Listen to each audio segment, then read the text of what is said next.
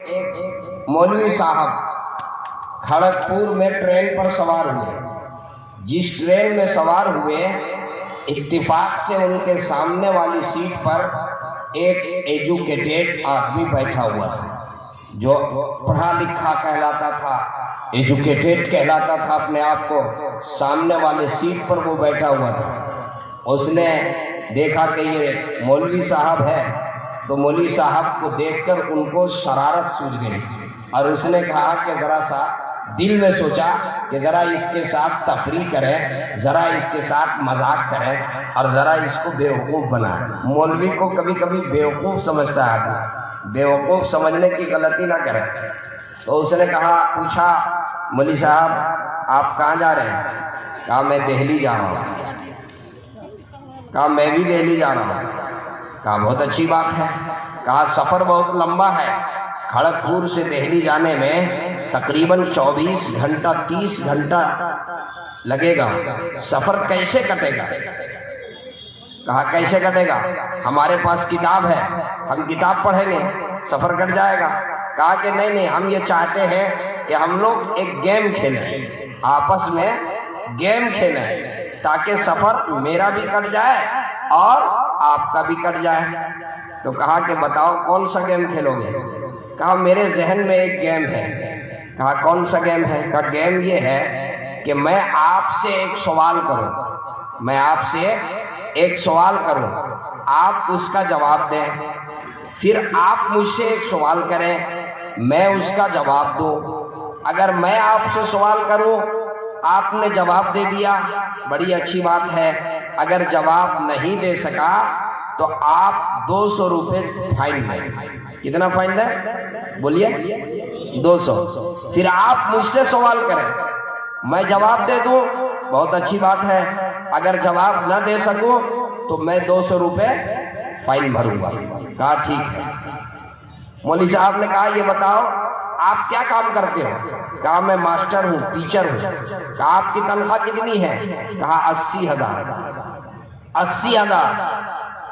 कहा कि मेरी तनख्वाह 8,000 और आपकी तनख्वाह 80,000। गेम तो यही रहेगा, गेम बिल्कुल ठीक है, लेकिन ज़ाब्ता थोड़ा सा बदल दीजिए। कहा क्या करना है? कहा कि ज़ाब्ता ये बदलिए, आप मुझसे सवाल करें, मैं आपसे सवाल करूं, आप जवाब न दे सके तो 200 रुपये जुर्माना, 200 रुपये फाइन दें। आप मुझसे सवाल करें और मैं जवाब न दे सकूं तो 50 रुपये दूंगा। कितना दूंगा? 50। इसलिए कि मेरे पास पैसे कम है, तो कुछ दूर तक के गेम चलेगा। वो मान गया कि ठीक है। वो सोचा कि मौलवी साहब क्या सवाल करेंगे। कहा पहले आप ही सवाल कीजिए। मौलवी साहब से कहा कि पहले आप सवाल कीजिए।